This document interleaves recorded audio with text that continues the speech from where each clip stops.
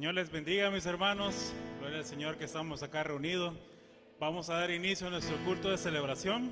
Si se pueden poner en pie para adorar a nuestro Señor Jesucristo, les agradeceríamos.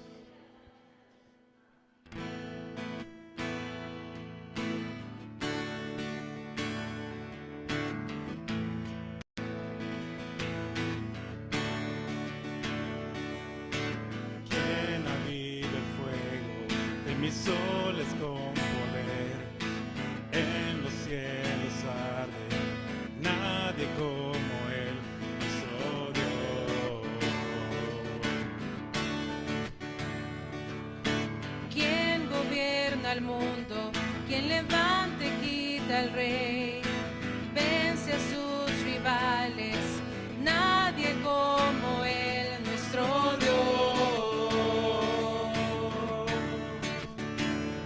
Nuestro Dios.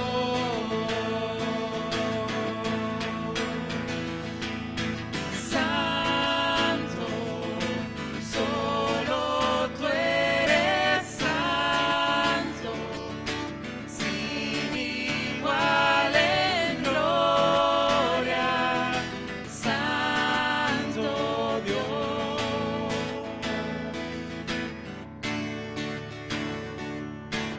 Quien bajó a salvarnos, detractores de su ley, en su amor nos llama, nadie como Él, nuestro Dios. Nuestro Dios.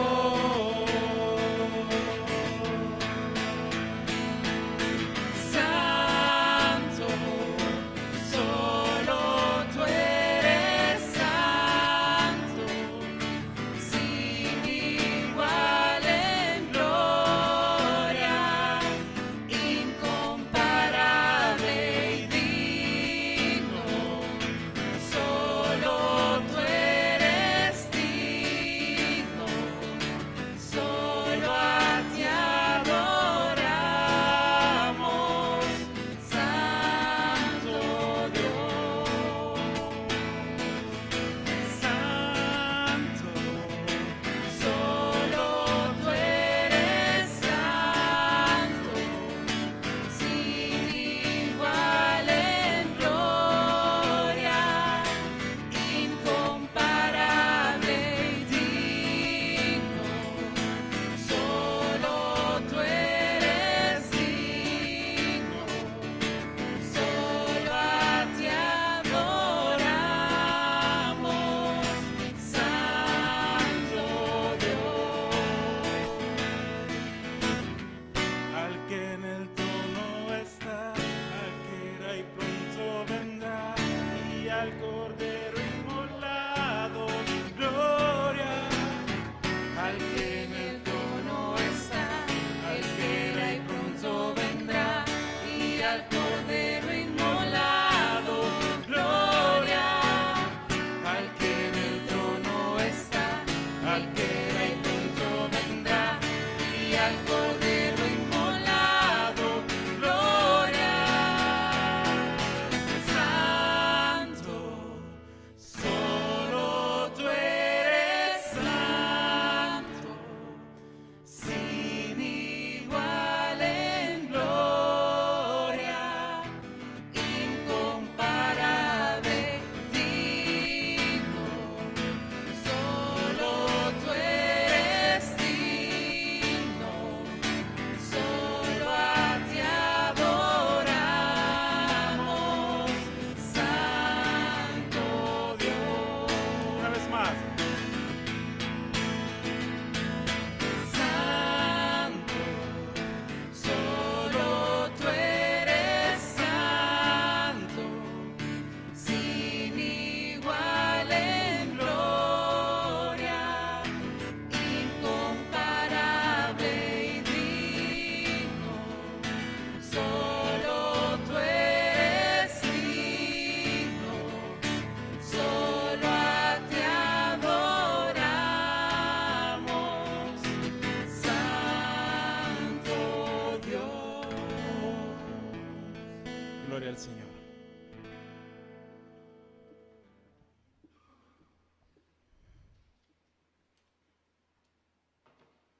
Que el Señor le bendiga, hermano. Qué bueno que podamos estar reunidos este día en la casa del Señor. Vamos a seguir con nuestra lectura del Catecismo de Heidelberg. Vamos con la pregunta número 6 y 7. Recuerden, yo leo la pregunta y ustedes leen lo que sigue, ¿verdad? El párrafo que sigue. Luego yo leo el enunciado, ustedes el texto, ¿verdad? Como tal. La pregunta dice: ¿creó pues Dios al hombre tan malo y perverso? ¿Ustedes?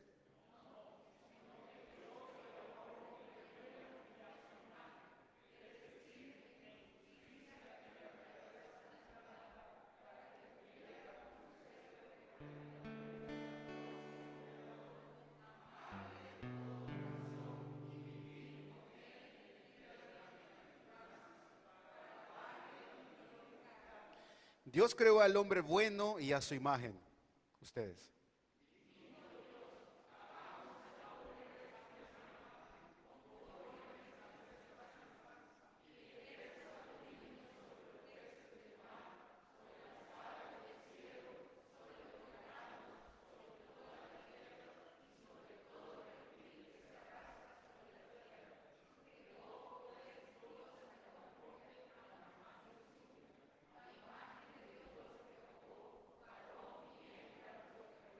En justicia y verdadera santidad. Colosenses 3:10.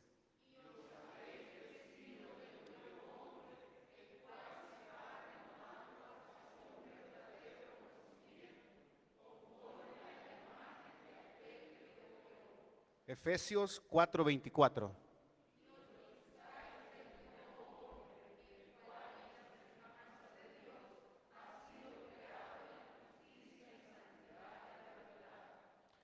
Pregunta 7. Entonces, ¿de dónde proviene esta naturaleza depravada del ser humano? ¿Ustedes?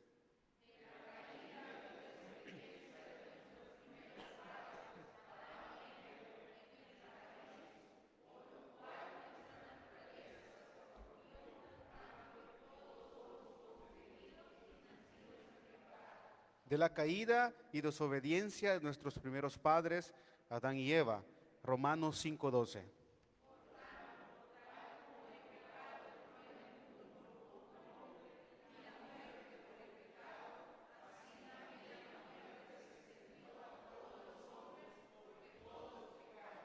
Por lo cual nuestra naturaleza se corrompió. Salmos 14, del 2 al 3.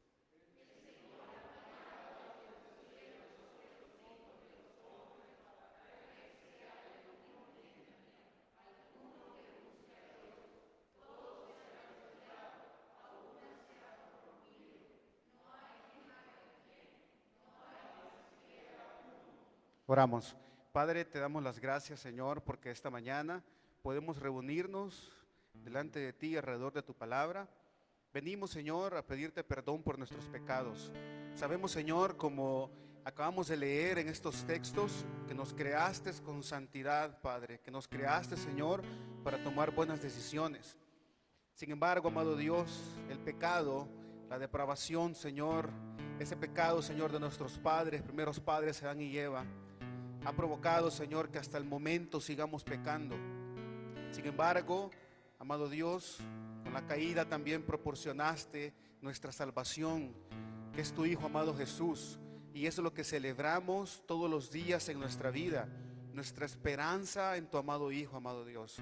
Por eso venimos delante de ti y te pedimos que nos ayudes a poder ser fieles a tu palabra, que nos ayudes a reconocer, amado Dios, que tú tienes el control de todas las cosas, que a pesar de las circunstancias, a pesar, Señor, que la caída, que la depravación, que el pecado ha traído tantas cosas malas al mundo, enfermedades, dificultades, problemas, situaciones adversas, pleitos y todo lo que tiene que ver, Señor, con estas cosas malas.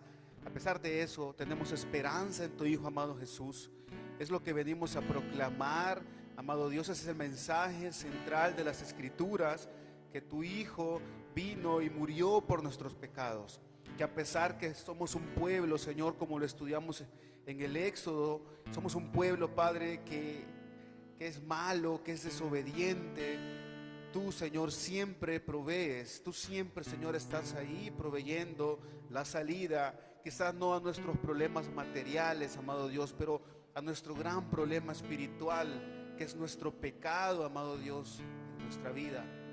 Queremos, Señor, esta mañana alabarte por lo bueno que tú eres, no por lo que nos has dado, Señor, sino, Señor, por lo que tú eres, amado Dios.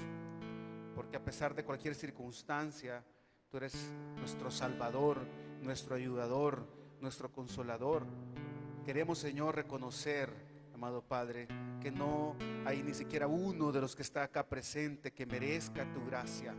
Por eso se llama gracia, porque tú, Señor, eres tan bueno que nos has dado el don de la salvación. Nos has dado, Señor, la salvación, amado Padre, solo porque a ti te placía, solo porque tú te llevas la gloria en este proceso santificador, amado Padre.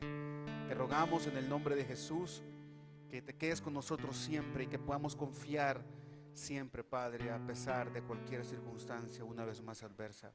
En el nombre de Jesús te lo pedimos, amado Dios. Amén, Señor, y amén. Que el Señor le bendiga, hermano.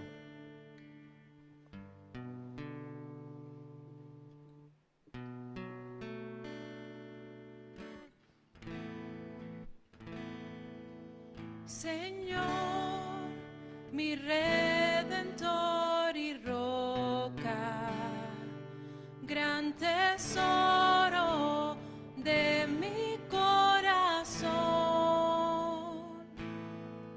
mi Dios, como tú no hay otro, solo en ti hay gozo y salvación.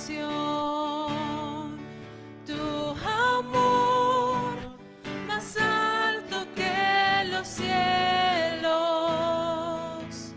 tu gracia más honda que el mar, tu ley es mi sabiduría, mi bien mayor y mi necesidad.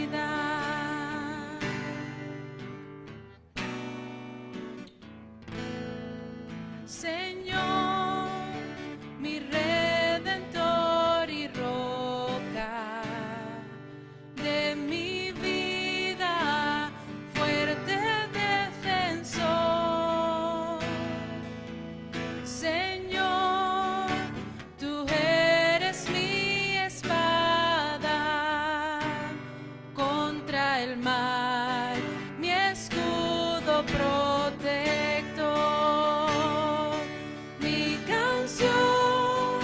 Se acechan enemigos, esperanza en medio del dolor, mi bien en todo sufrimiento, refugio fiel en densa oscuridad.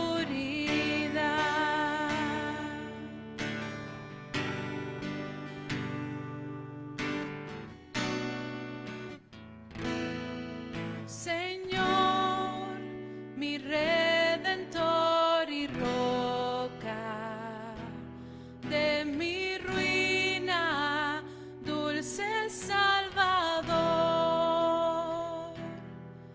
mi cruz y culpa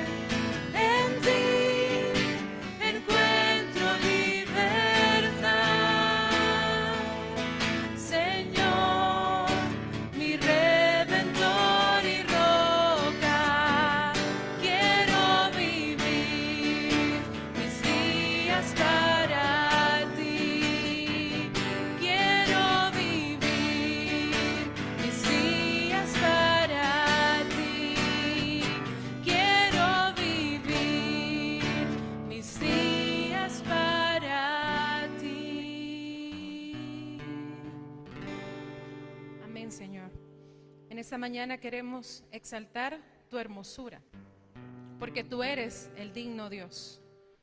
No hay nadie que se compare a ti.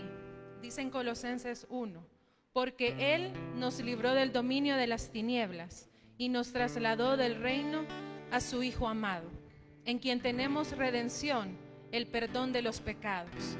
Él es la imagen del Dios invisible, el primogénito de toda creación, porque en Él fueron creadas todas las cosas, tanto en los cielos como en la tierra, visibles e invisibles, ya sean tronos o dominios o poderes o autoridades. Todo ha sido creado por medio de Él y para Él. Y Él es antes de todas las cosas, y en Él todas las cosas permanecen. Él es también la cabeza del cuerpo, que es la iglesia, y Él es el principio, el primogénito de entre los muertos, a fin de que Él tenga en todo la primacía.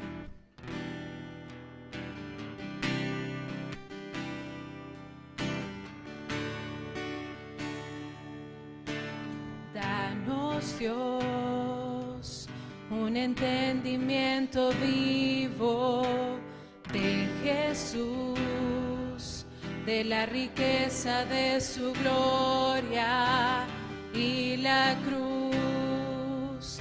Ilumina nuestros ojos, trae tu luz. Danos, Dios, un entendimiento vivo de Jesús, de la riqueza de su gloria y la cruz. Ilumina nuestros ojos, trae tu luz.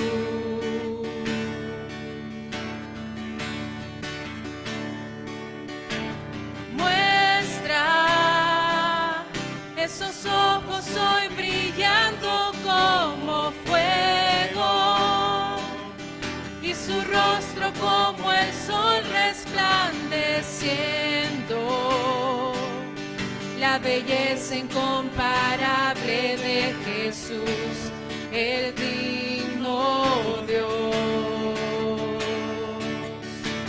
Muestra esa voz que como estruendo hoy resuena, y la santidad que es su vestimenta, la temible hermosura de Jesús, el digno Dios.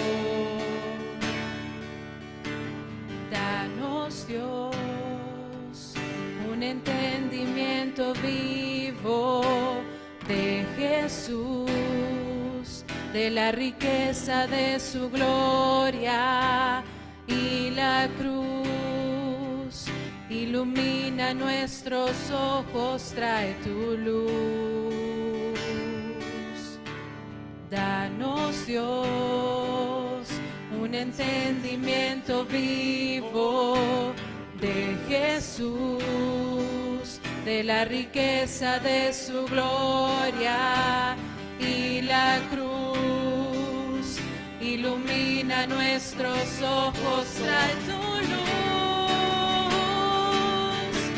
Muestra esos ojos hoy brillando como fuego, y su rostro como el sol resplandeciendo, la belleza incomparable de Jesús, el digno Dios. Muestra esa voz que como estruendo hoy resuena, y la santidad que es su vestimenta, la temible hermosura de Jesús, el digno Dios. Digámoslo una vez más. Muestra esos ojos hoy brillando como fuego, y su rostro como el sol resplandeciendo, belleza incomparable de Jesús, el digno Dios. Muestra esa voz que como estruendo hoy resuena, y la santidad que es su vestimenta, la temible hermosura de Jesús, el digno Dios.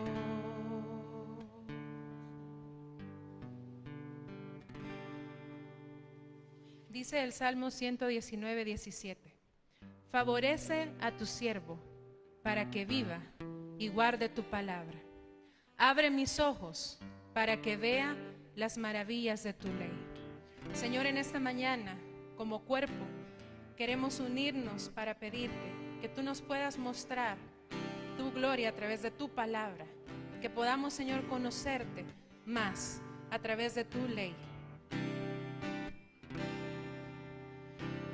Prepara, oh Dios, mi corazón para recibir. Rompe el duro suelo en mí, ayúdame a creer. Tu palabra siembra en mí, su fruto haz crecer, haz que pueda escuchar, guíame en tu verdad, muestra a Cristo,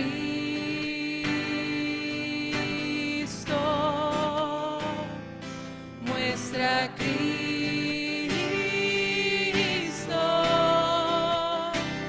revela, oh Dios, tu gloria a través de tu verdad, hasta que todos confiesen, Cristo es Señor.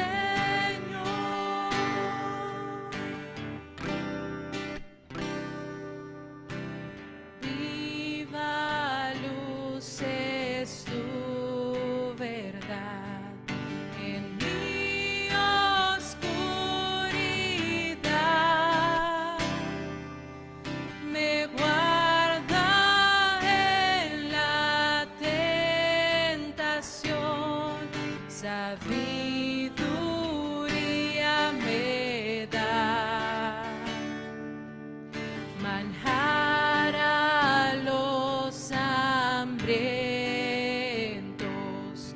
y a esclavos libertad,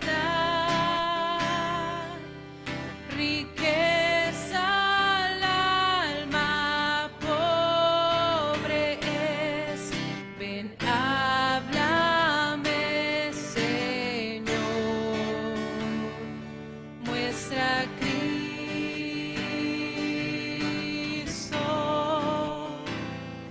muestra a Cristo,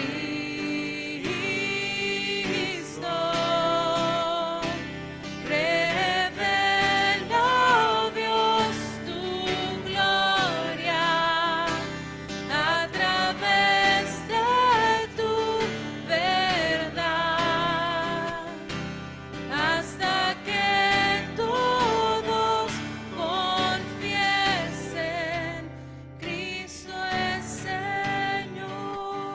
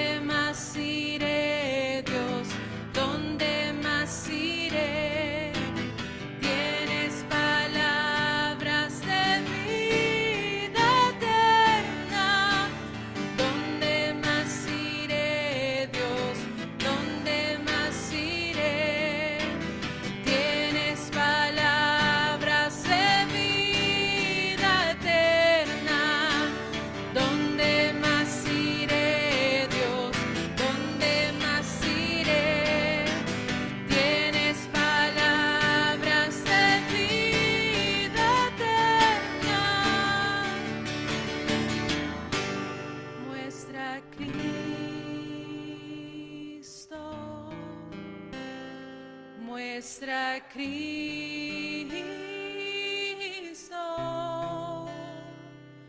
muestra Cristo,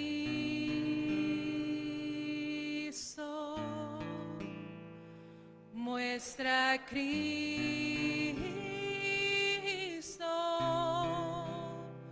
revela, oh Dios, tu gloria a través de tu verdad, hasta que todos confiesen, Cristo es Señor.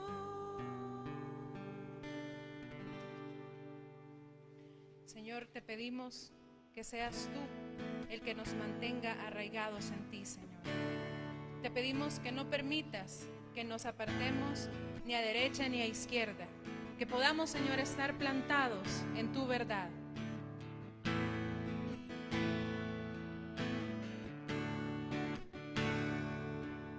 Como siervo que brama por las aguas, así anhela por ti, Señor, mi alma, oh mi alma.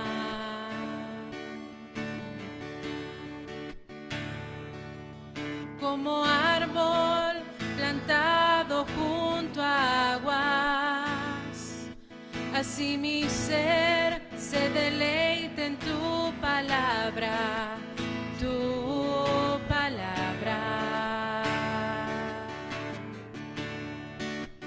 tu palabra.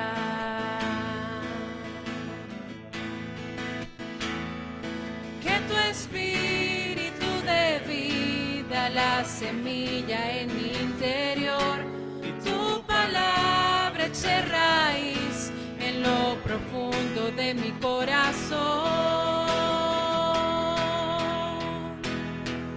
Manténme firme y arraigado en ti, Jesús, en tu amor.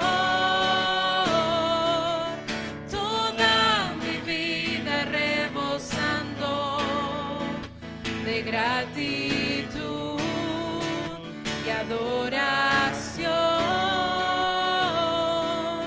Oh Jesús, el agua viva que me sacia, el deleite y el reposo de mi alma, de mi alma.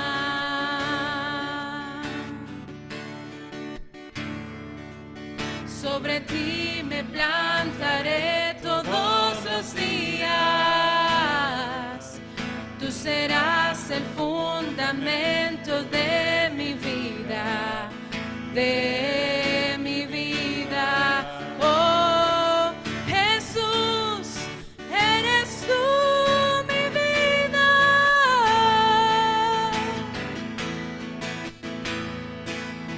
Manténme firme y arraigado en ti, Jesús, en tu amor.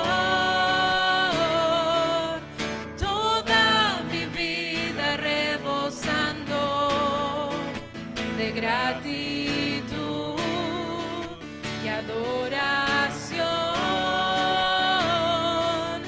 Manténme firme y arraigado en ti, Jesús, en tu amor. Toda mi vida rebosando de gratitud y adoración.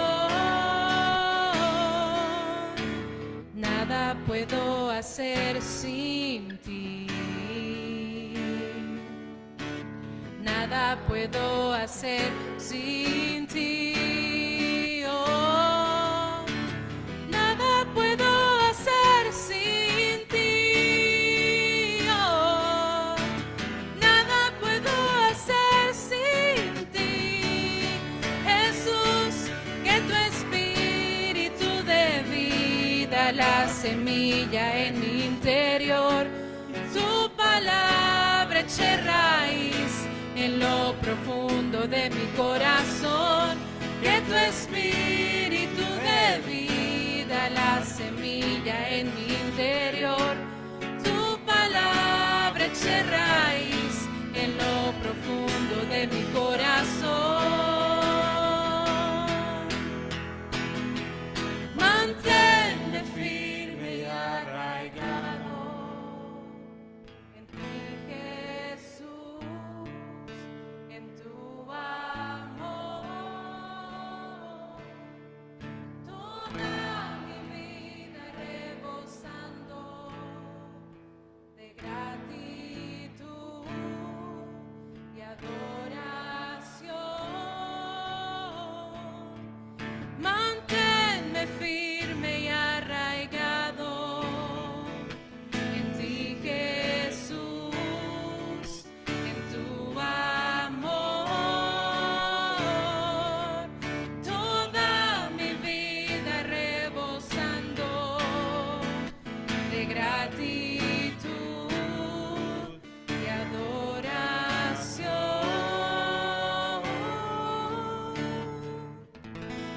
Amén. Dejamos el tiempo con nuestro pastor.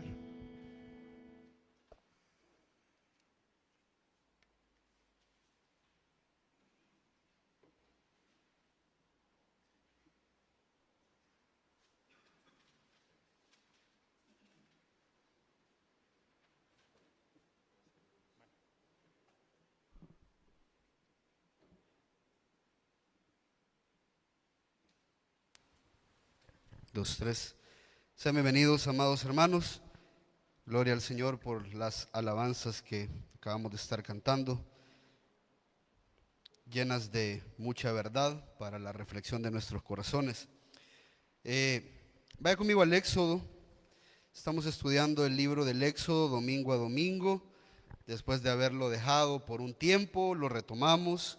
Estamos en el capítulo 17 hoy, Éxodo capítulo 17. Queremos dedicar un tiempo ya en un momento para orar por nuestros hermanos que están enfermos, que han aparecido con COVID, ¿verdad? Y otros con algunos síntomas. Gloria a Dios por el remanente fiel que está aquí, que permanece en pie, o que ya salieron, ¿verdad? Del proceso de COVID. Recordarles, amados hermanos, que el cuidado es personal. El cuidado es personal. Nos hemos dado cuenta en estas últimas semanas que han habido personas acá que no presentan ningún síntoma y después del culto, al llegar a la casa, nos escriben de que están enfermos, de que les duele la garganta, no sé qué, y después aparecen positivos. ¿Qué quiere decir eso? Que usted tiene que tratar a todas las personas como que si todas las personas están contagiadas. Ya, esa es parte del cuidado. No discriminarlas, pero saber de que la persona puede ser portadora y puede contagiarlo a usted si usted no anda usando sus medidas de bioseguridad. Y por el otro lado, también tener la consideración de que usted puede ser el contagiado. Ya, tal vez usted no sabe, pero usted anda el virus y usted anda contagiando a otras personas. Por lo tanto, usted no se quita su mascarilla. Entonces, todo el tiempo, los hermanos, no vamos a romper la comunión, no vamos a romper la comunidad. No le voy a decir de que se vaya para su casa. No, simplemente cuidémonos. Si yo me cuido y usted se cuida, es mucho menos probable que el virus se propague. ¿Por qué se ha propagado el virus? Porque bajamos la guardia, ya bajamos la defensa. Entonces, utilicen las medidas de bioseguridad, por favor, salúdese con el puñito. Yo sé que muchos de nosotros nos gusta abrazarnos cuando nos vemos y todo, pero hoy por hoy que la ola está a pico, por favor, mantenga un poquito la distancia, platique con los hermanos, ¿verdad? No queremos volver a los tiempos del Antiguo Testamento, ¿verdad? Donde se anda diciendo lepra, ¿verdad? Y nadie se le acercaba. Simplemente, por favor, cuídese. ya cuídese, cuide a los demás hermanos a través de las medidas de bioseguridad. ¿Está conmigo hasta ahorita? De ahí para allá, lo demás, hermano, confiemos en el Señor. ¿Ya? Hay que aprender a confiar en el Señor. El Señor no ha dicho, no ha dejado una regla que diga cuando alguien está enfermo no llegue a la iglesia para amar a los hermanos y no contagiarlos. No, está diciendo que nos tenemos que cuidar, y más importante que la salud física es la salud espiritual. Ya por eso la iglesia no cierra, la iglesia continúa abierta con sus actividades. Así es de que necesitamos no solo de la salud física, sino más de la salud espiritual, porque como lo aprendemos en la Escritura, no solo de pan vive el hombre, sino también de toda palabra que sale de la boca del Señor. Entonces, Éxodo capítulo 17, ¿lo tiene ya? En esta parte, en este pasaje pasa algo bien interesante, y es lo que quiero que estudiemos en esta mañana. Éxodo capítulo 17 dice la palabra: toda la congregación de los hijos de Israel marchó por jornadas desde el desierto de Sin, conforme al mandamiento del Señor, y acamparon en Refidim, y no había agua para que el pueblo bebiera. Entonces el pueblo contendió con Moisés y dijeron: danos agua para beber. Moisés les dijo: ¿por qué contendéis conmigo? ¿Por qué tentáis al Señor? Pero el pueblo tuvo allí sed. Murmuró el pueblo contra Moisés y dijo: ¿por qué nos has hecho subir de Egipto para matarnos de sed a nosotros, a nuestros hijos y a nuestros ganados? Y clamó Moisés al Señor diciendo: ¿qué haré con este pueblo? Un poco más y me apedrearán. Y el Señor dijo a Moisés: pasa delante del pueblo, toma contigo algunos de los ancianos de Israel, toma en tu mano la vara con la cual golpeaste el Nilo y ve. He aquí, yo estaré allí delante de ti sobre la peña en Horeb, y golpearás la peña y saldrá agua de ella para que beba el pueblo. Y así lo hizo Moisés en presencia de los ancianos de Israel, y puso a aquel lugar el nombre de Masa y Meriba, por la contienda de los hijos de Israel, porque tentaron al Señor diciendo: ¿está el Señor entre nosotros o no? Vamos a orar. Padre, gracias por esta preciosa mañana que nos regalas. Bendice, Señor, hoy tu palabra, que caiga, Señor, en buena tierra, que caiga en tierra fértil, en corazones listos, preparados, para que con ese anhelo, Señor, que tienen de tu palabra, puedan ser transformados y cambiados a través de la verdad. Ayúdanos, Señor, a cambiar, Señor, nuestras maneras de pensar, nuestras formas de cristianismo, que realmente no es un cristianismo, sino una total herejía, un paganismo completo. Señor, queremos ser transformados a la imagen de tu Hijo Jesucristo. Ayúdanos, porque solos no podemos. A ti el honor y la gloria en el nombre de Jesús. Amén y amén. Voy a tomar su asiento. Si se recuerda, seguimos viendo algunas cosas importantes de este pueblo, algunas cosas importantes del Éxodo. ¿Por qué estamos estudiando el Éxodo? Porque el Éxodo es una imagen gráfica, es una forma gráfica de cómo nosotros tenemos, o podemos, mejor dicho, ver la salvación que Dios nos ha otorgado a nosotros. Se recuerda que hablábamos de que así como el pueblo de Israel fue un pueblo escogido, los creyentes de hoy en día son un pueblo escogido, así como Dios se comprometió en librar a su pueblo de la esclavitud de Egipto, así Dios se ha comprometido a librar a su pueblo de la esclavitud del pecado, de la misma manera en la que Dios utilizó un mediador para liberar a su pueblo de Egipto. De la misma manera Dios utilizó a Jesucristo como el mediador perfecto, de la misma manera en que Dios con mano fuerte, poderosa, saca a este pueblo de Egipto y lo hace pasar por el Mar Rojo y lo lleva al desierto. De la misma manera usted y yo somos salvados de esta esclavitud, pasamos de muerte a vida y somos llevados a esta vida que se llama desierto. Se recuerda que hablábamos, y es importante que usted lo entienda, que todo lo que no es estar en la presencia del Señor, que no es la tierra prometida, y por lo tanto todo lo que pasa de este lado de la gloria es el desierto. Todo lo que pasa antes de que usted llegue a la presencia del Señor es estar en el desierto. El pueblo de Israel no conoció otra cosa más que desierto hasta que llegó a la tierra prometida. Y la tierra prometida no es la casa que Dios le ha regalado. Eso no es la tierra prometida. La tierra prometida no es la familia que usted hoy tiene. No es el trabajo el que usted hoy goza. Esa no es la tierra prometida. Esas cosas buenas que pasan en nuestra vida son los pequeños oasis que Dios permite en esta vida que se llama desierto. ¿Por qué decimos que esta vida es un desierto? Porque no hay absolutamente nada que usted pueda hacer sin depender total y absolutamente de Dios. ¿Me está siguiendo hasta ahorita? Entonces toda esta vida es un desierto.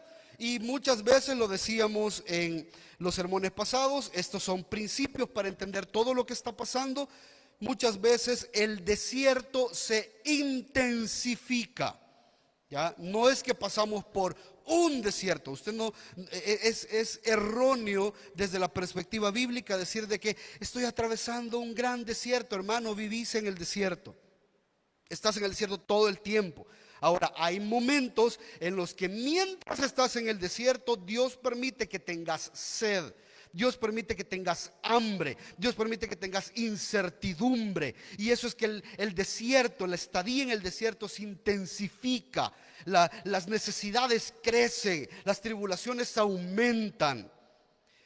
Y esto tiene el propósito de que cuando usted no tenga recursos, cuando usted no tenga hacia dónde acudir, porque usted está en un desierto y en estas situaciones difíciles, usted pueda acudir al Señor.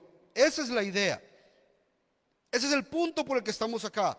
Dios te ha salvado para que cuando tú entendas todo lo que Dios está haciendo alrededor de tu vida, ya sean bendiciones o tribulaciones, sirven para su gloria y para tu beneficio espiritual. No siempre, cada vez que usted pase por una situación difícil, no siempre es como Dios te ha sacado de esta o Dios te ha puesto en esa situación difícil para ponerte en una situación mejor. Perdiste el trabajo, pero vas a conseguir uno mejor. Perdiste el carro, pero Dios te va a dar uno mejor. Esa teología no funciona porque no es aplicable a todos los casos. Imagínese, yo le digo a usted, hermana, no se preocupe, qué terrible que su hijo se haya muerto, pero ya Dios le va a dar uno mejor. ¿Ve cómo la teología no funciona en esa forma? Una teología tiene que ser constante, tiene que poderse utilizar. La teología bíblica tiene que poderse utilizar en cada aspecto de la vida. ¿Me está siguiendo eso ahorita? Yo no puedo consolarlo a usted que le diga, mire, a su esposa le fue infiel, pero ya Dios le va a dar una mejor. Esta tenía 3 hijos, pero la otra le va a venir con 4, ya va a ver. No van a ser suyos, pero van a traer más hijos, ya va a ver. No funciona así. No funciona así. Entonces, ¿qué es lo que Dios hace en medio de todo esto? Dios, a través de intensificar nuestras necesidades y mostrarnos nuestras carencias y nuestras limitantes, Dios nos muestra cuánta necesidad tenemos realmente de Él. No tanto de cosas. El apóstol Pablo, me encanta en Filipenses 4:13, que dice, todo lo puedo en Cristo que me fortalece. Y la gente entiende mal ese texto. ¿Ya? La gente entiende que cuando está en una enfermedad, todo lo puedo y ya me voy a sanar porque yo lo puedo en Cristo. No es eso. Es que tú estás capacitado a través de Cristo para soportar la enfermedad, incluso si esta te lleva a la muerte. Que eso es lo que el apóstol Pablo estaba diciendo. Sé tener abundancia como sé tener necesidad. Y tanto en la abundancia Cristo fue suficiente y en la necesidad Cristo fue suficiente. Cualquiera que haya sido mi situación, yo puedo dar testimonio que Cristo me ha sostenido. Esa es la idea. Pero usted no puede darse cuenta lastimosamente de estas cosas por nuestro corazón pecaminoso que está constantemente poniendo su confianza en las cosas materiales. ¿Ya? Mientras usted tiene dinerito en la cuenta del banco, todo está bien. Dios es bueno, lindo el Señor. Le dieron un trabajo, no, que es que Dios, yo no me quejo del Señor. Dios a mí me consiente, todo lo que le pido Dios me lo da.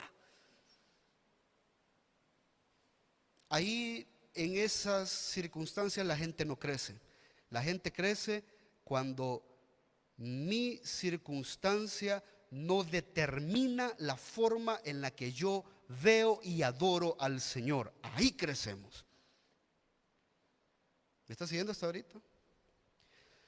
Entonces el Señor permite, orquesta estas cosas para hacernos crecer en santidad, en fe, en dependencia de Él. Y el pueblo de Israel está en esta situación en la cual ya ha reprobado muchas veces las pruebas. Porque las pruebas, y póngame atención con esto, la palabra prueba tiene que ver con hacer un examen para revelar cuál es la verdadera naturaleza de una persona. Para eso son las pruebas.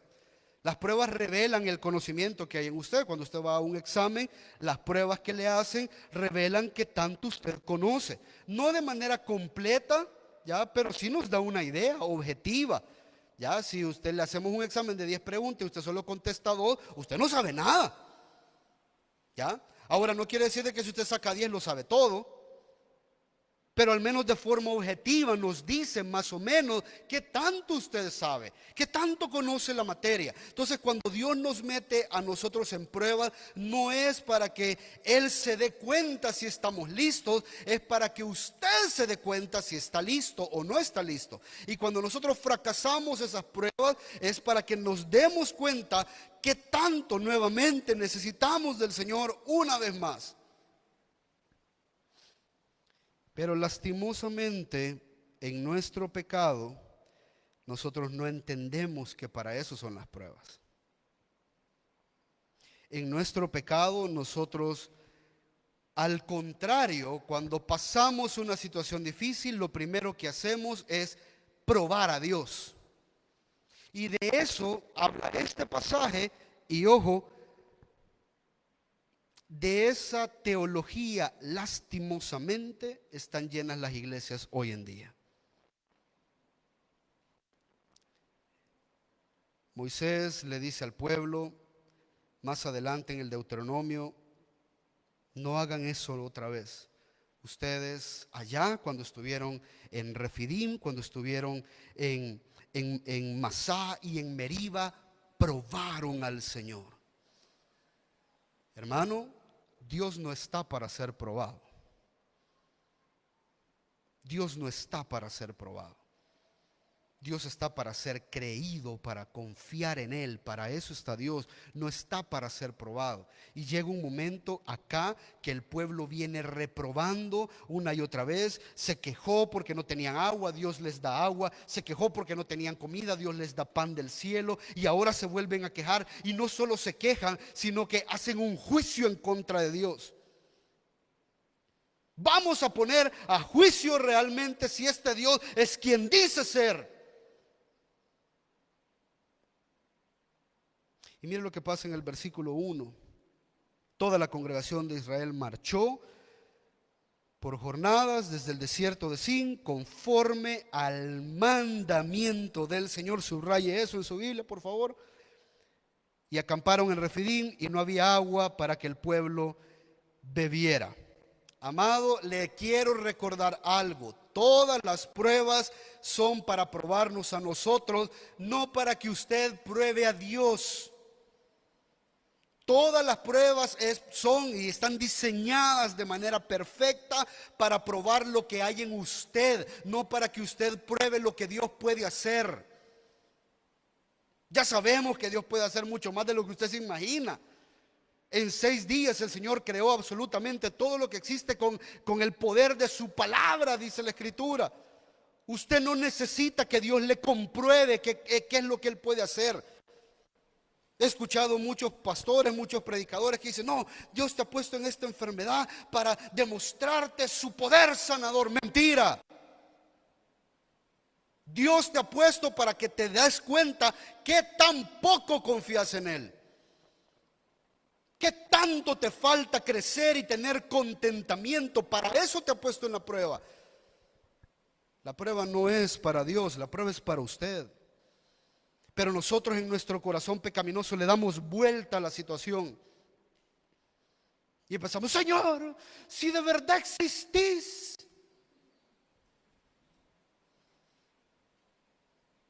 Es que, y no se confunda, quien tiene que creer que existe es usted. Él existe, usted crea o no crea, le pruebe o no le pruebe, Él existe. ¿Se recuerda lo que le dijeron las multitudes al Señor después de que el Señor con 2 panes y 5 peces había dado de comer a un montón de gente? Le dice: ¿qué prueba nos das de que de verdad sos el Señor? ¿Más pruebas querían? No, hermano, las cosas que Dios hace en su vida es por gracia. No es porque usted le dijo al Señor: yo lo probé, y como yo lo probé, el Señor me respondió. Yo le dije al Señor: Señor, si que de verdad querés que yo te sirva, saname. Hermano, le tenés que servir aunque te estés muriendo. Dios no está para ser probado. No se confunda. Somos nosotros los que atravesamos las pruebas para demostrar qué es lo que hay dentro de nosotros. Y fíjese qué interesante, porque estas necesidades que el pueblo de Israel estaba atravesando, esta dificultad que estaba atravesando, era real, hermano, y era difícil. Llegaron a un lugar y no había agua. Eso es algo real. Eso es algo verídico, es algo difícil. Nuevamente no había agua. Pero ¿por qué le decía yo que lo subrayara la parte que le comentaba? Fíjese, porque Israel marchó conforme al mandamiento del Señor. ¿Sabe cuál era este mandamiento? El Señor les había dicho que iba a ir delante de ellos en forma de nube y una columna de fuego. Cuando la nube avanzara, ellos tenían que seguir a la nube. Eso quiere decir de que Dios, en su sabiduría y en su providencia y en la forma en la que Él hace las cosas, diseñó llevar a la gente por el desierto hasta un lugar donde no había agua. Él lo diseñó así. Él determinó que el pueblo estuviera. No fue como que Dios estaba ahí sentado y de repente: estos llegaron a un lugar donde no había agua. Voy a aprovechar este momento para probarlo. No, hermano, Dios ya lo había orquestado. Él se movió en la nube, se movió en la columna de fuego, que era la que guiaba al pueblo de Israel, y los llevó específicamente a este lugar que se llama Refidim. ¿Sabe qué quiere decir Refidim? La palabra es bien curioso, porque el nombre Refidim quiere decir descanso. ¿Se recuerda lo que hablábamos el domingo pasado? El Señor les había regalado el día de descanso, el día de reposo. Bien rápido se les olvidó. Rápido se les olvidó que una de las lecciones más importantes para aprender en el cristianismo es que tú no estás en control de todo, es Él quien está en control de todo, y mientras Él esté en control de todo, tú puedes descansar. Mientras tú estés en control de todo, no vas a descansar jamás, nunca, porque hay muchas cosas que atender, hay muchas cosas a las que hay que darle seguridad, hay muchas cosas que hay que cuidar, hay muchas cosas que hay que tener seguras, hay que tener en sus puestos. Hermano, sos incapaz de hacerlo. Y cuando tú estás pensando en todo lo que tienes que ordenar para que tu vida funcione de la manera correcta, Dios en su misericordia te va a llevar por un lugar para que te des cuenta que realmente no controlas nada, que es Él quien lo controla todo. No, hermano, cuando te dan un contrato por un año del lugar donde vas a trabajar, por lo menos ya tenemos seguro el año. ¿Quién dice? ¿Quién te ha dicho a ti?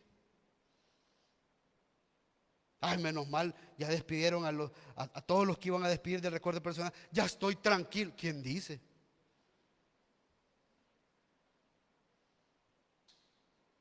Ay, gracias a Dios que salí negativo de COVID. ¿Quién dice? Si aquí hay personas que se fueron a hacer el examen en la mañana porque tenían 2 días de haber tenido síntomas y salieron negativos. Y porque empeoraron, se fueron a hacer otra prueba y salieron positivos. ¿Va? ¿Quién te da una verdadera seguridad? Sobre el Señor, hermano. Sobre el Señor. ¿Y dónde radica la seguridad? Póngame atención con esto. La seguridad radica en que cuando usted le clama al Señor para que lo saque de la situación en la que usted está hoy por hoy, usted entienda que fue Él quien la orquestó desde un principio. Usted no está ahí por accidente, usted no está en esa situación difícil porque a Dios se le olvidó cuidarlo en ese día. Ayer en las clases con los hermanos de Arraigados, les comentábamos que algunos tenemos la idea de que Satanás también tiene un cuarto de mando, un cuarto de control, ¿verdad? ¿Se recuerda aquella serie de vez en cuando? Que sale el diablito, ¿verdad? Y salen unos videos y cuando aprieta el botón la gente se cae y les pasan cosas. Por lo regular nosotros tenemos esa idea, que eso es lo que pasa en el cristianismo. Por lo regular creemos que cuando nos pasan cosas malas, Satanás es el que está en el cuarto de control. Creemos que Satanás es el que está ahí apretando los botones y nos están pasando cosas malas a nosotros. No, Señor. ¿Se recuerda la historia de Job? Job, previamente de Satanás, previamente a atacar a Job, pidió permiso al Señor, porque incluso Satanás pertenece a Dios. No hay nada que suceda en su vida que esté en control absoluto de Satanás. Todo, incluso cuando Satanás obra, cuando Satanás golpea, Dios lo ha permitido y lo ha permitido para su gloria. Satanás y Dios no son dos fuerzas iguales que están en contraposición. El poder que Satanás tiene es un poder que Dios le ha otorgado. Y el día que Él quiera, ya está estipulado el día en el plan de Dios, Él le va a quitar ese poder y lo va a destituir. Y Él va a gobernar completa y totalmente toda la tierra. ¿Me está siguiendo? Hasta cuando Satanás golpea, está siendo un instrumento de Dios. ¿Está siguiendo esto ahorita? Por eso a mí me causa, no sé, conmoción, tristeza, cuando la gente dice: atamos al diablo, atamos a Satanás y lo echamos fuera de este lugar. Y Dios dice: si el que lo mandé fui yo. Ustedes no me atan a nadie hasta que Él no cumple el trabajo. ¿Ya habían pensado en eso? ¿Por qué lo ata usted si quien se lo ha mandado es el Señor? Yo no veo a Job diciendo: atamos a Satanás, atamos a... Job entendió que todo lo que le estaba pasando era Dios quien lo estaba ocasionando. Llegó al punto Job de decir: aunque Él me matare. No estaba hablando de Satanás. No estaba hablando de Satanás. Job ni tan siquiera, fíjese, esa es la parte importante. Job ni tan siquiera las desgracias de su vida le atribuía a Satanás. Job decía: si esto es lo que el Señor quiere y con esto me va a quitar la vida, aún así en Él voy a esperar. Satanás no merece ni que usted le diga: ay, mira cómo el diablo me está golpeando. Señor, si has permitido utilizar a ese desgraciado, que sea para tu gloria. ¿Se recuerda la canción que cantamos aquí? Cuando Satanás quiere herirnos, tú obras nuestro bien, tú obras nuestro bien. ¿Está conmigo eso ahorita? Entonces Dios ha llevado al pueblo, y quiero que esto quede claro, Dios ha llevado al pueblo a este lugar con estas pruebas porque Dios quiere buscar en nosotros o darnos a nosotros oportunidades para responder de manera adecuada. Que ese es el fracaso del pueblo de Israel acá. Israel, en vez de decir, pucha, la nube nos ha traído hasta acá, por algo ha de ser, hermano. Y no tenemos agua. Hey, si hace 2 meses tampoco tuvimos agua y Dios nos proveyó. Y hace 1 mes no teníamos comida y Dios nos proveyó. Ahora ya entendimos la lección. No tenemos que quejarnos, simplemente doblar rodillas y orar como Moisés oró, pero ahora hagámoslo todos juntos y Él seguramente va a volver a proveer. No, ¿sabe lo que hicieron? Se quejaron, otra vez.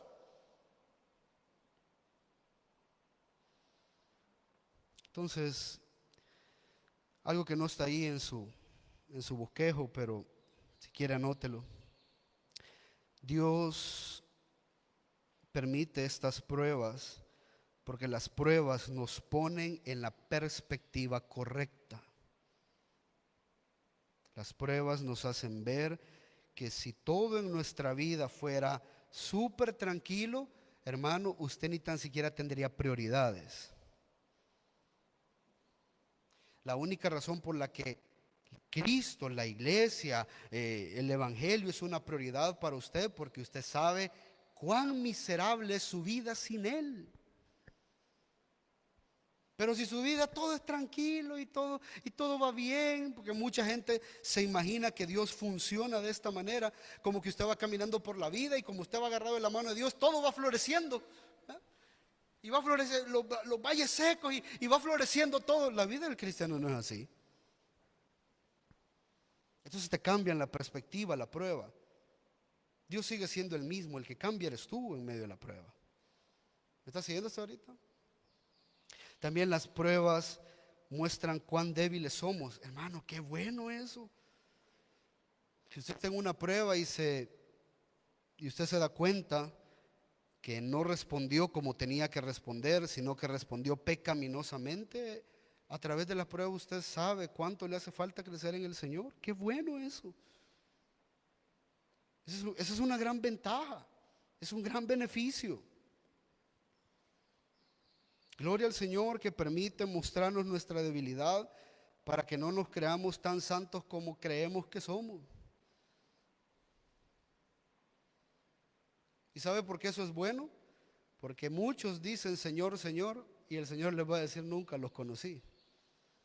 Pero en tu nombre echamos fuera demonios, en tu nombre predicamos la palabra y a buscarte a ti vamos todos los días a la iglesia. Sí, pero cuando pasaste por pruebas te quejaste. Ahí venías a la iglesia y a maltratar a los hermanos y te llamaban la atención y no cambiabas. Pasaste por situaciones difíciles y lo que hiciste fue resolver las cosas a tu manera y creíste que era yo el que estaba interviniendo. No, te abandonaste, pecaste, hiciste cosas que faltas de sabiduría, tomaste decisiones terribles, saliste adelante, pero crees que ese fui yo. Yo nunca estuve contigo, nunca te conocí. ¿Me estás siguiendo lo que estamos hablando? Pero cuando vienen estas pruebas usted se da cuenta que muchas veces no tiene el control y lo único que le toca es rendirse a los pies de Él. Me encantan las pruebas. ¿Se recuerda lo que hablamos hace un tiempo? De lo que decía Charles Spurgeon: benditas las aflicciones que nos acercan al Señor. Benditas las aflicciones que nos acercan al Señor.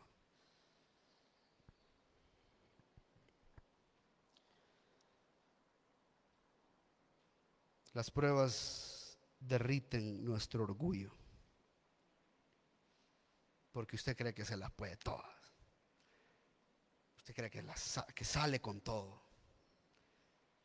Bendito el Señor que llega, te quita el control y te destruye el orgullo, porque si hay algo que Dios detesta es a los orgullosos. Dice la palabra, ¿no?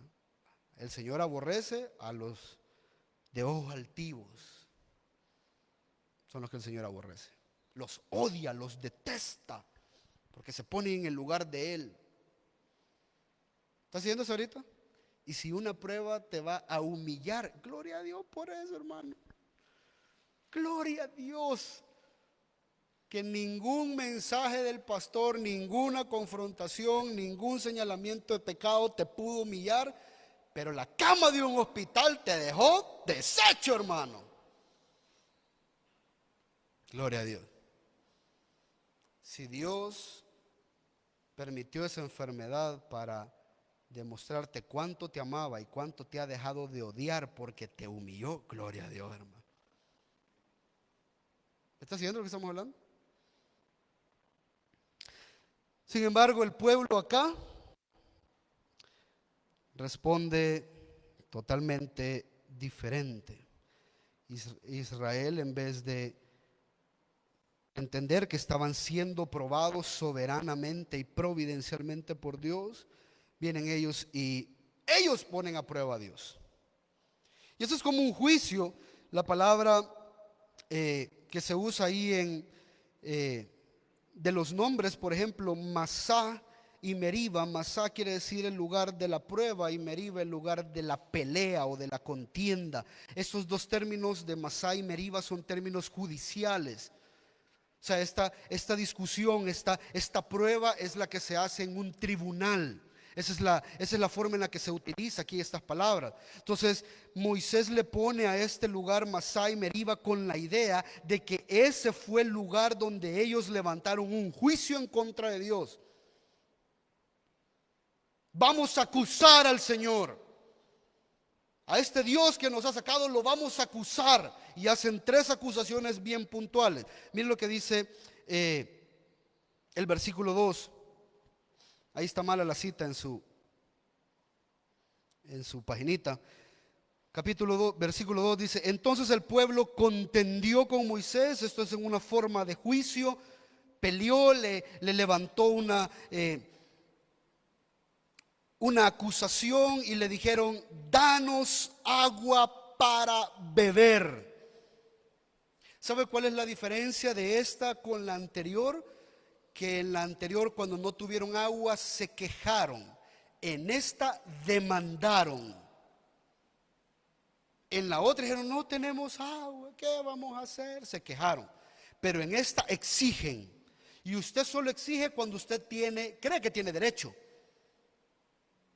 Usted solo exige cuando tiene derecho sobre algo. Y cuando sus derechos son violentados, usted hace una acusación y levanta un juicio.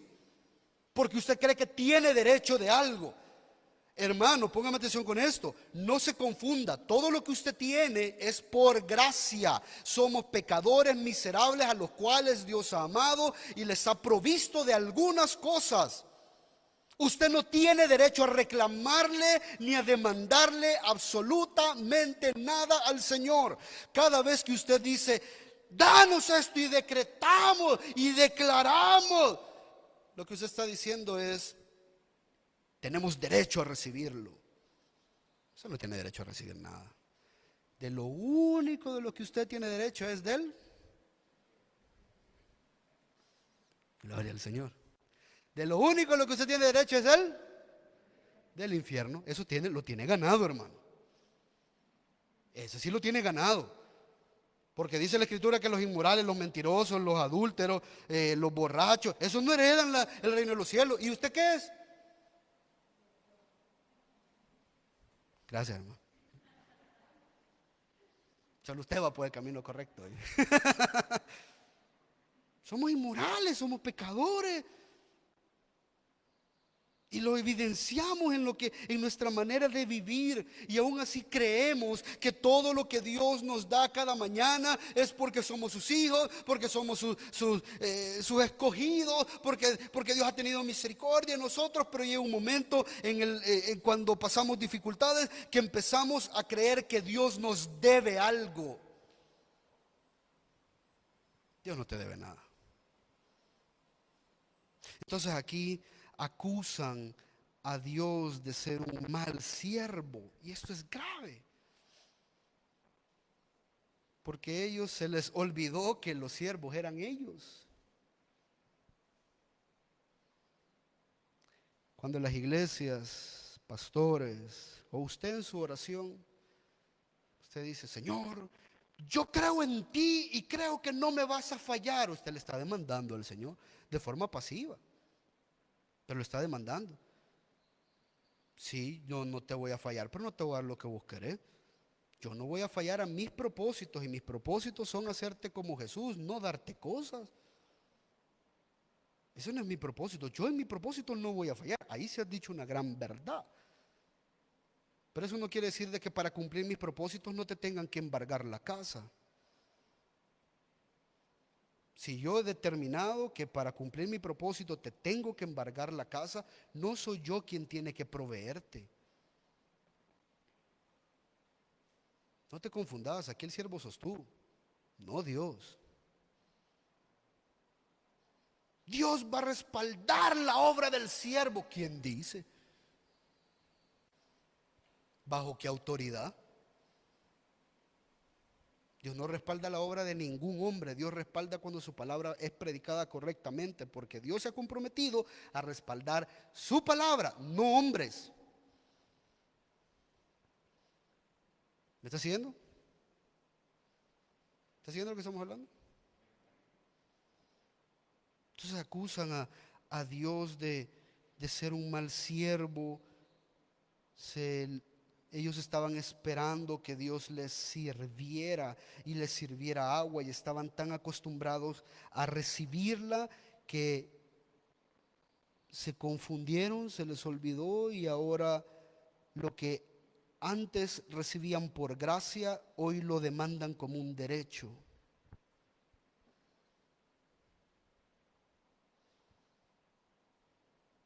5 viernes de milagro y Dios le va a dar su milagro. Pruébelo.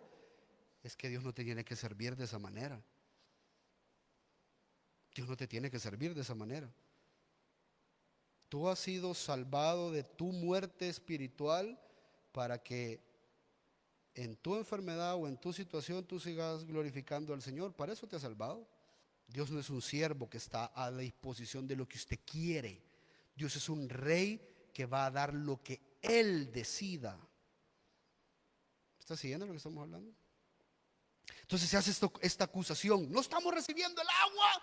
¿De quién es la culpa? De Dios es la culpa. Luego mire la segunda acusación, grave. Versículo 3. El pueblo tuvo y sed, murmuró el pueblo contra Moisés y dijo: ¿por qué nos has hecho subir de Egipto para matarnos? Anteriormente habían dicho: para que muramos de sed. Claro, si no tenemos agua, vamos a morir. Pero acá cambia la palabra, no dice para que muramos. Ese es un verbo pasivo. Hay una acción que yo recibo, ¿ya? Entonces, para que muramos. Pero aquí hay una acción activa. Tú nos estás matando. Están acusando a Dios de planear asesinarlos. Nos has traído hasta acá para matarnos. Y ese es el juicio. Están haciéndole un juicio al Señor. ¿Cuál es lo grave de esto cuando están acusando al Señor de que los ha llevado hasta ese lugar para matarlos? Hermano, hay una ignorancia en la providencia de Dios. ¿Se recuerda lo que es la providencia? Providencia no es que Dios provee, providencia es que Dios orquesta. Dios mueve personas, tiempos, lugares para sus propósitos. Entonces, cuando está pasando por esa situación y los israelitas dicen: nos has traído acá para matarnos, lo que les está diciendo es: o sea, el plan que vos tenés es terrible. Si tu voluntad es traernos para acá para matarnos, eso es absurdo. ¿Qué clase de Dios sos? ¿Qué clase de Dios sos que nos traes hasta acá para matar? Hermano, si Dios lo que hubiese querido era matarlos, los hubiera matado con algunas de las plagas que mandó a Egipto. ¿Me está siguiendo?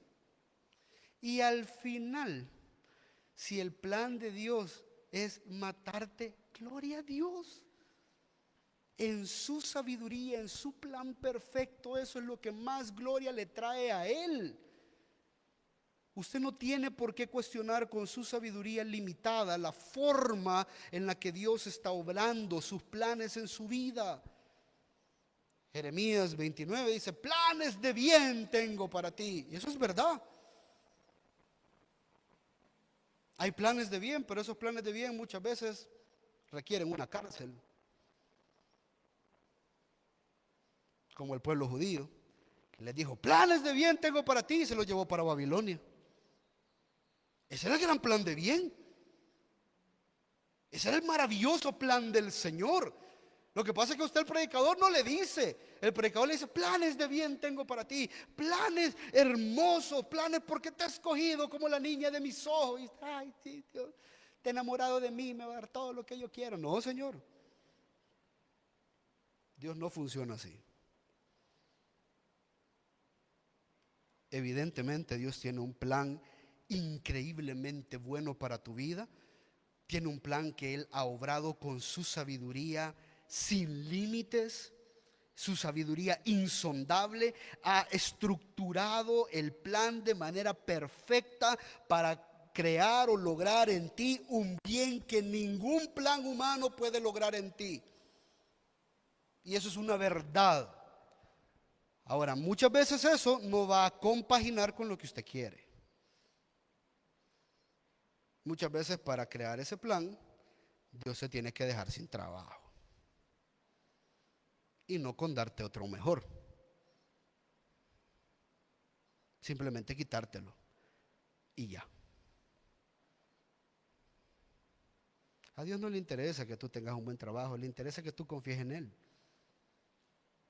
Y si para confiar en Él te tiene que quitar el trabajo, te lo va a quitar. ¿Está conmigo eso ahorita?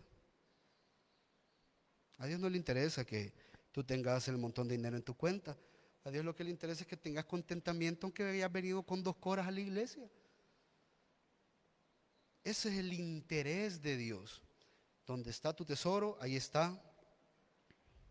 Hoy escuchaba un predicador por la mañana que decía que curiosamente el Señor habla más del dinero en sus predicaciones que del infierno o incluso del cielo. ¿Por qué cree usted que Dios habla más del dinero? Porque es donde ponemos nuestra confianza. Dios no está en contra del dinero, está en contra de que usted ame más el dinero que a Él. Y si eso es lo que está pasando en su corazón, créame que se lo va a quitar. Cuando Dios lo haga pasar por escasez, no cuestione: Señor, si soy tu hijo, ¿por qué estoy aguantando hambre? Y el Señor dice: porque tú crees porque tú estabas amando más el dinero que a mí. Hoy te voy a enseñar a que me ames más a mí que al dinero. ¿Está conmigo esto ahorita? ¿Está conmigo, iglesia? Esa es la acusación. Y la acusación número 3, versículo 7. Moisés puso a aquel lugar el nombre de Masá y Meriba por la contienda de los hijos de Israel y porque tentaron, probaron, pusieron a prueba al Señor diciendo: ¿está el Señor entre nosotros o no? Yo sé que usted cree que nunca ha dicho eso, ¿ya? Pero cada vez que nos hacemos esa pregunta: ¿y dónde estuvo Dios cuando? ¿Y dónde está Dios cuando? Señor, ¿por qué me has abandonado en medio de todo esto? Señor, si tú estuvieras conmigo. Le recuerdo que Dios es omnipresente, Dios está en todo lugar. Primero, segundo, le recuerdo que aquí al pueblo de Israel el Señor le había con ellos, que iba a estar con ellos en el desierto. Y fíjese si estos tipos no son osados. Póngame atención con esto. Estos tipos les rebalsa el gusto. Están viendo la nube que los ha guiado, están viendo una columna de fuego de manera milagrosa, porque el texto dice que desde que salieron de Egipto hasta que llegaron a la tierra prometida, durante 40 años la nube y la columna de fuego no los dejó ni un tan solo día. Entonces este pueblo, porque estaba sufriendo, porque estaban malentendiendo los planes de Dios, porque estaban pasando por una necesidad, a pesar de que estaban viendo la columna de fuego y estaban viendo la nube que los estaba cubriendo, dijeron, bueno, ¿y Dios está con nosotros o no? Fíjense, no son osados. Este pueblo es terrible.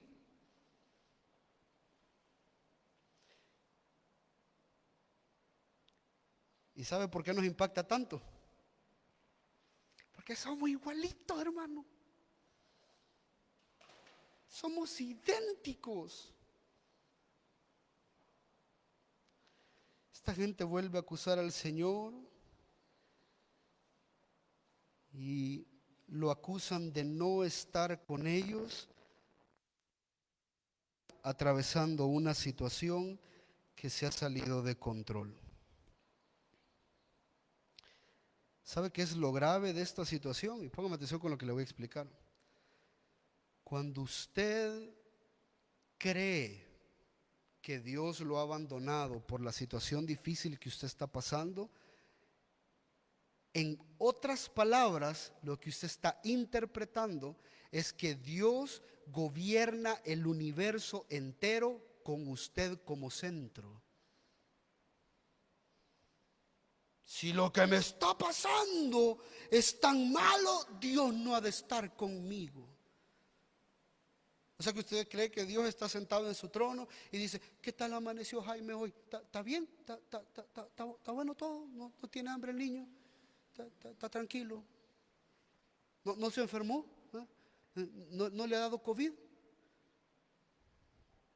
Yo escuché predicadores, tristemente, que para darle ánimo al pueblo, dijeron en sus púlpitos en el tiempo del COVID, agarrando un texto, que la plaga no iba a llegar,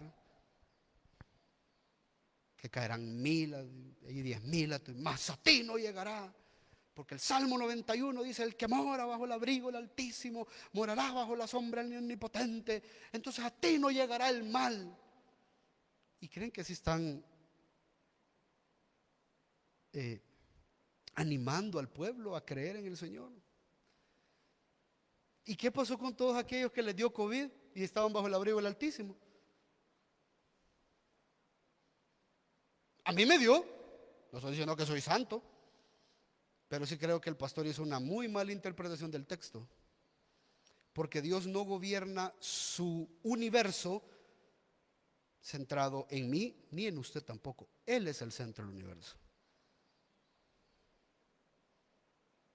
¿Me está siguiendo lo que estamos hablando? Entonces, cuando estas cosas pasan, usted tiene que entender que si yo existo, existo para la gloria de Dios. Y si yo existo para la gloria de Dios, Dios va a gobernar su mundo y va a orquestar todas las cosas, entendiendo que las cosas que Él permita son las que máxima gloria a Él le traen. Dios su universo. Así gobierna Dios su mundo, porque a Él le pertenece.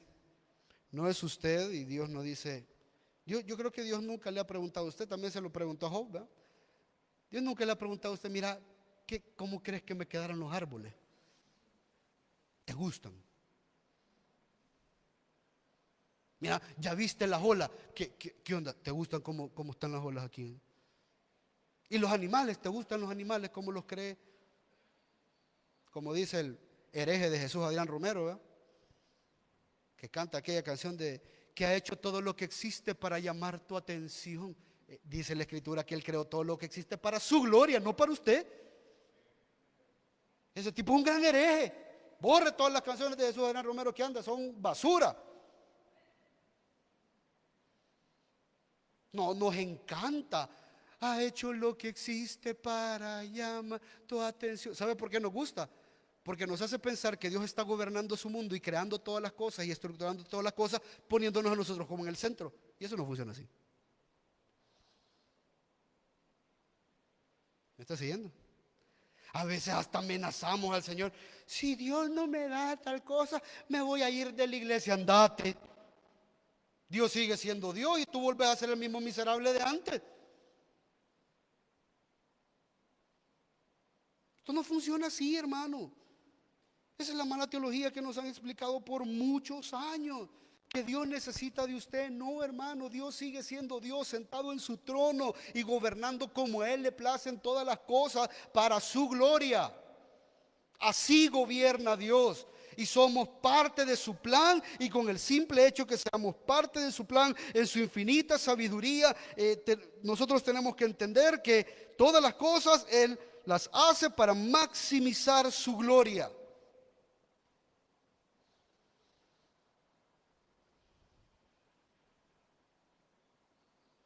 Pero al revés, cuando nosotros preguntamos en nuestro dolor, ¿por qué? ¿Por qué te lo llevaste?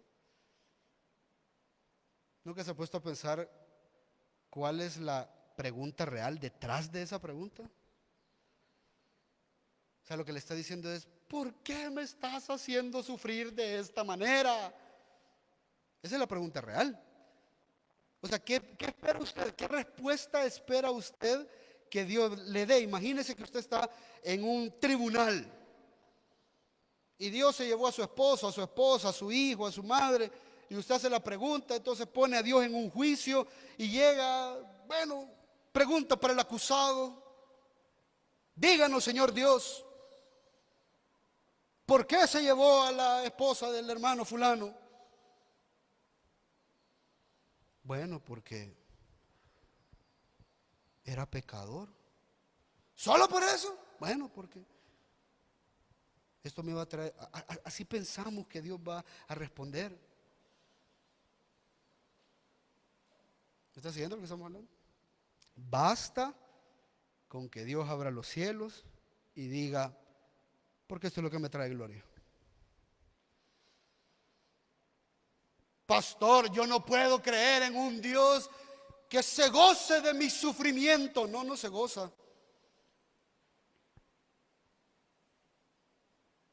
Pero con que hizo a su Hijo perfecto, santo, puro, morir en una cruz para salvar pecadores como usted y como yo, porque eso le iba a traer gloria, ¿qué espera que haga con usted, hermano? Y ojo, esto no es malo.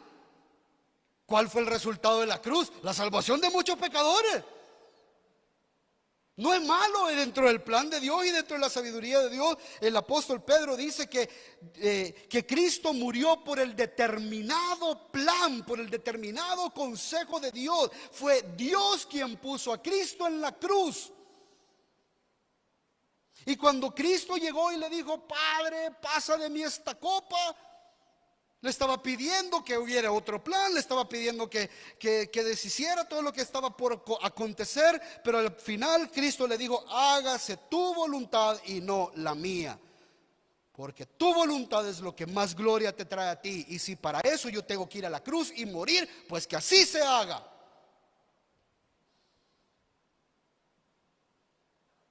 Es que creemos que vivimos para nosotros y creemos que Dios está para nosotros. No, hermano. Nosotros vivimos para Él y para darle gloria a Él. ¿Se recuerda la primera pregunta del catecismo? ¿Cuál es la primera pregunta del catecismo? ¿Cómo traemos el mayor placer en nuestra vida? ¿Cómo viene el mayor placer en nuestra vida? Sabiendo que en la vida y en la muerte a Él le pertenecemos. No se pertenece a usted. Eso dice la primera pregunta. No nos pertenecemos a nosotros mismos, sino que en la vida y en la muerte pertenecemos al Señor. Eso quiere decir de que si a Él le pertenecemos, no tenemos derecho a decirle cómo dirigir nuestra vida. Él tiene el derecho de decirnos cómo la tenemos que dirigir. ¿Está conmigo hasta ahorita? Entonces fíjese rapidito. Dios es acusado terriblemente. Y entonces viene Dios y hace un juicio correcto. Versículo 4. Clamó Moisés al Señor diciendo: ¿qué haré con este pueblo? Un poco más y me apedrearán. ¿Sabe que es bien interesante? Porque cuando quieren apedrear a Moisés, una de las formas de la pena capital era la lapidación. Pero la pena capital es el resultado de un juicio. ¿Me está siguiendo eso ahorita? La pena capital es el resultado de un juicio. Usted no puede ir y solo porque a aquel le cae mal lo va a matar. No, pero es que este me mató a mi hermano, entonces yo lo voy a matar. No, tranquilo. Tiene que haber un juicio. Y después del juicio se va a determinar quién es el verdadero culpable. Y entonces, en las escrituras, cuando se determinaba quién era el culpable, dependiendo del crimen que se había cometido, así ejecutaban el castigo. Y muchas veces el castigo merecía la pena de muerte. Y la pena de muerte eran de dos maneras: o colgado de un madero o lapidado. Pero la lapidación, matarlo a pedradas, era el resultado de un juicio. ¿Me está haciendo esto ahorita? Entonces, ¿qué estamos viendo acá? Estamos viendo que el pueblo ya había dado su veredicto. Dios es culpable. Y como no podemos apedrear a Dios, pero tenemos a su profeta, apedreamos a este. Este es el culpable.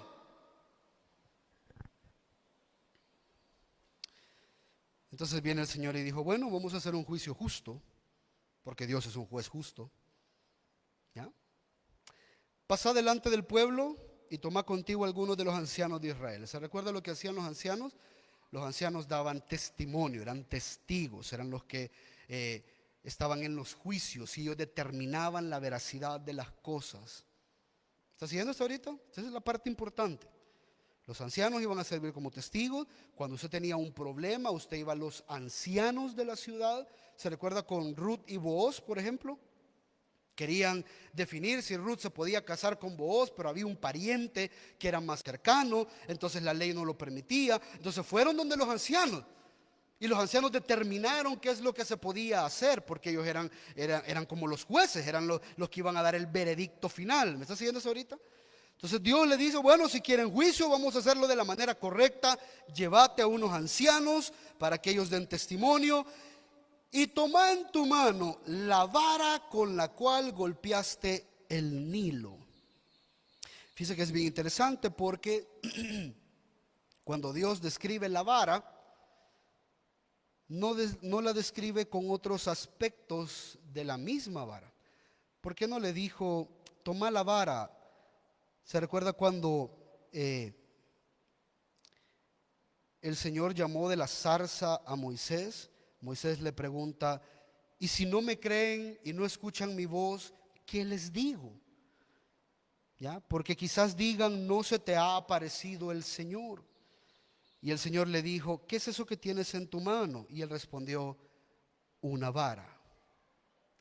Entonces Dios le estaba diciendo a Moisés, fíjese qué interesante, Dios le estaba diciendo a Moisés que como señal que Dios se le había aparecido y que estaba con ellos, él iba a tener la vara. ¿Y se recuerda lo que hizo Moisés?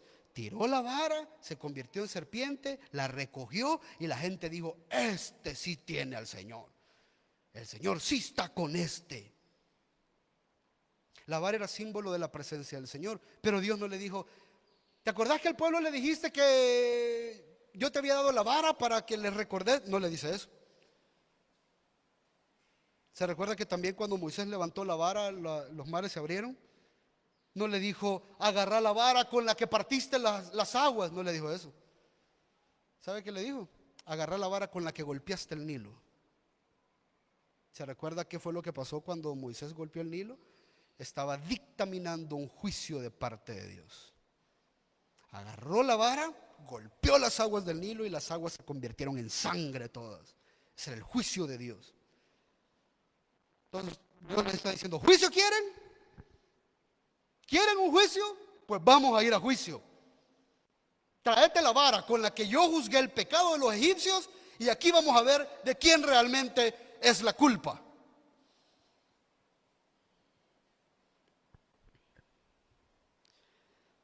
Versículo 5. Perdón, versículo 6. he aquí, yo estaré delante de ti sobre la peña en Horeb. Golpearás la peña y saldrá agua de ella para que beba el pueblo. Esto es algo que a mí me da tanto escalofrío, porque ¿sabe lo que le está diciendo el Señor? Vamos a hacer un juicio y vamos a sacar al culpable. Andate delante del pueblo, agarra la vara con la que golpeaste el Nilo, y en vez de golpear a la gente, me vas a golpear a mí representado en la piedra. Yo voy a estar encima de la piedra y vos vas a golpear la piedra. Y en vez de exterminar a todo este pueblo, les voy a dar agua. El juicio se llevó a cabo, pero fue Dios quien asumió la culpa. Un pueblo miserable, un pueblo pecador. Cuando Dios le está diciendo a Moisés, agarra la vara con la que golpeaste el Nilo, les está diciendo, este pueblo es exactamente igual de miserable y pecador que el pueblo de Egipto al cual yo enjuicié. Solo que esta vez no vas a golpear al pueblo, me vas a golpear a mí. Yo voy a asumir la culpa.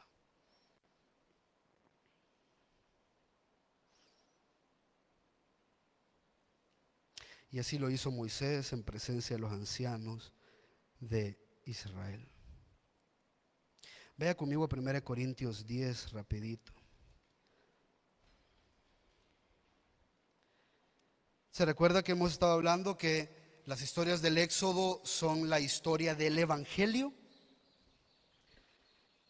Creo que usted ya agarró la idea por dónde vamos. 1 Corintios capítulo 10, versículo 1. El apóstol Pablo, hablando a los corintios, toma esta escena y la amarra directamente con Jesús. Fíjese lo que dice la palabra. ¿Está conmigo ahorita? Esta es la parte más importante. Versículo 1. No quiero que ignoréis, hermanos, que nuestros padres todos estuvieron bajo la nube, hablando del pueblo de Israel. Todos pasaron por el mar. En Moisés todos fueron bautizados en la nube y en el mar. Y todos comieron el mismo alimento que era el maná. Dios les había provisto. Y todos bebieron de la misma bebida. Todos se saciaron de agua, porque bebían de una roca espiritual que los seguía. Y esta es la parte terrible. Y la roca de donde salía el agua era Cristo. La roca de donde salía el agua era Cristo. ¿Sabe lo que está diciendo el apóstol Pablo? Si usted entiende todo el contexto y usted viene de un trasfondo judío, lo que el apóstol Pablo le está diciendo a la gente es que allá en el desierto, en vez Dios de matar a la gente, Dios se golpeó a sí mismo para que la gente no muriera y pudiesen ser perdonados. Juicio hubo. Juicio hubo. Pero el juicio fue golpearse a sí mismo. Y fíjese qué interesante cuando Pablo dice que la roca era Cristo, es porque Cristo también tenía un pueblo, sigue teniendo un pueblo rebelde, sigue teniendo un pueblo insatisfecho, sigue teniendo un pueblo que se queja, sigue teniendo un pueblo que pregunta y cuestiona, ¿dónde está Dios? Y Dios, sabiendo todo esto, mandó a su Hijo Jesucristo a ser golpeado por un madero, para que en vez de que usted no fuera exterminado por su pecado, fuera Cristo el golpeado y usted pudiera tener vida. No merecemos un Dios como el que tenemos. No merecemos un Dios como el que tenemos.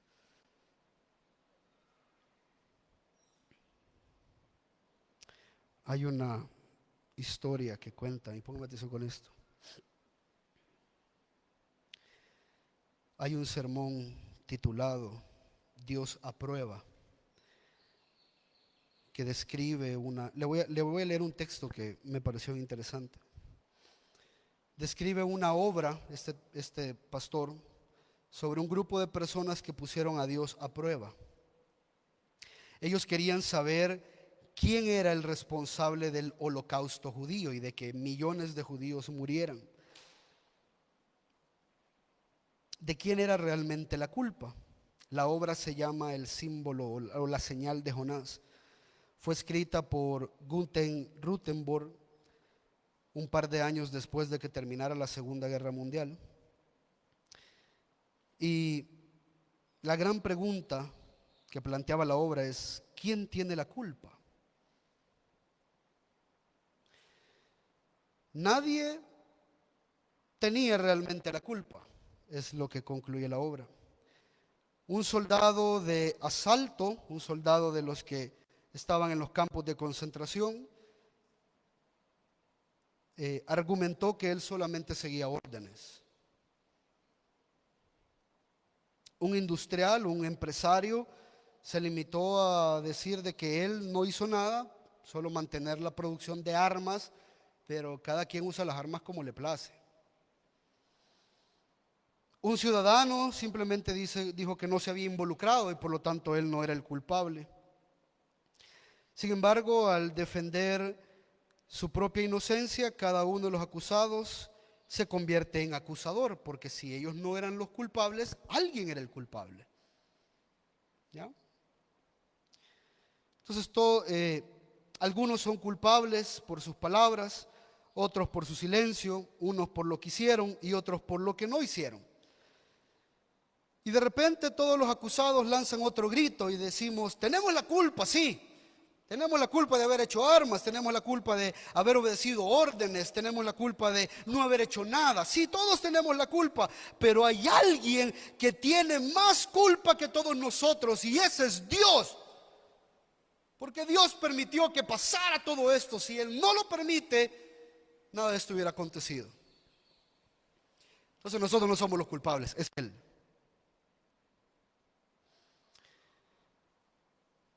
Y en la obra Dios es acusado, es procesado, es condenado y es sentenciado.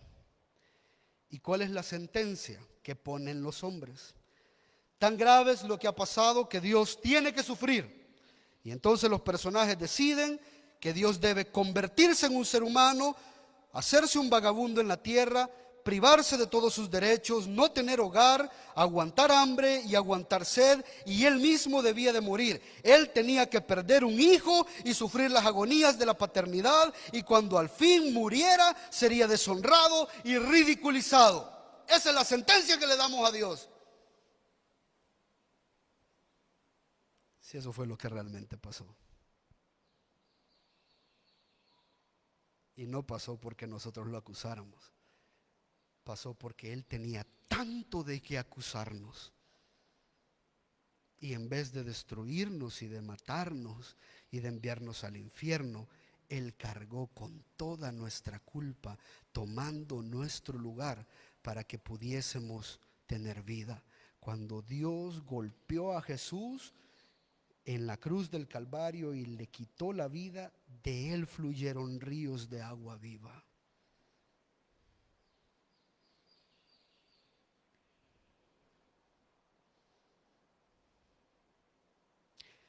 Por eso creo yo que una de las canciones que más constriñe mi corazón es Glorioso Intercambio. No logramos entender cómo es posible que, dándole todas las razones a Dios para que nos golpeara, Él golpeó a su propio hijo en vez de nosotros. Qué gran misterio, no lo entendemos. Porque en nuestra forma de pensar eso no es justo. Eso no es justo. Pero para Dios esa es la justicia, la única justicia que le satisfacía realmente. matar a un inocente en lugar de pecadores como usted y como yo. ¿Ve cómo el evangelio está en el Éxodo? ¿Cuál es el evangelio? Tenemos todas las razones por las cuales morir en manos de un Dios airado. Dios está airado en contra de los pecadores. Pero para salvarnos, Él se desquitó toda esta ira con su propio Hijo. Para que pagando Él nuestra deuda, nosotros fuésemos libres. Y esa libertad no es para que usted la viva como usted quiera, es para que usted la viva para su gloria. Si matar a su hijo en la cruz para salvarlo es lo que más gloria le trae a Él, créame que usted aproveche esa vida para glorificarlo a Él, es lo que más gloria le trae también. Por eso dice el Salmo 95:7. Él es nuestro Dios y nosotros el pueblo de su prado y las ovejas de su mano. Si oís hoy su voz, no endurezcáis vuestro corazón como en Meriba, como el día de Masá en el desierto, cuando vuestros padres me tentaron, me probaron, aunque habían visto mi obra. Termino con esto. Dios no necesita probarte a través de milagros, a través de provisiones, que Él es un buen Dios. Él ya te probó que Él es un impresionante Dios. Cuando no mereciendo nada, mandó a su Hijo a morir por ti. Si esa prueba no te satisface, seguís mereciendo el infierno. Pero si has creído en su Hijo Jesucristo, y esa prueba es el mayor comprobante y la evidencia del amor de Dios en nuestras vidas, gozarás de vida eterna, porque has tomado el agua de la fuente de la vida y nunca más volverás a tener sed. Vamos a orar. Dios y Padre, gracias por este tiempo. Gracias, Señor, por tan maravilloso mensaje, tan impresionante verdad, que cuando los pecadores blasfeman en contra de ti, cuando los pecadores se quejan y alzan sus puños para acusarte porque nuestras vidas no están tomando el curso que nosotros queremos, tú en tu amor y en tu misericordia pasas por alto nuestra ofensa, porque somos ignorantes de quien tú eres.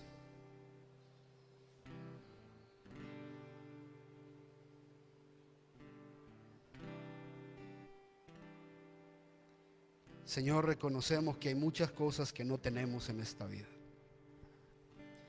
Algunos tenemos carencias de salud, otras carencias económicas, otros problemas, tribulaciones, necesidades. Perdónanos, Señor, por las veces que demandamos cosas de ti. Perdónanos, Señor, porque muchas veces te acusamos de ser un Dios mentiroso, solo porque nuestra vida nos dimos cuenta que ya no es el centro de tu creación.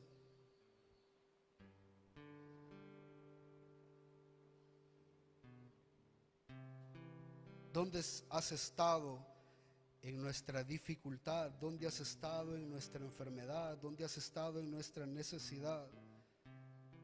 En el lugar que has estado desde antes de la fundación del mundo, sentado en tu trono, gobernándolo todo. No te has movido de ese lugar, y ese lugar es el que a mí me da paz. Saber que no soy yo quien controla, sino que eres tú quien está en soberano control de todo. Por eso, Señor, hoy te pido perdón, me arrepiento de mis pecados.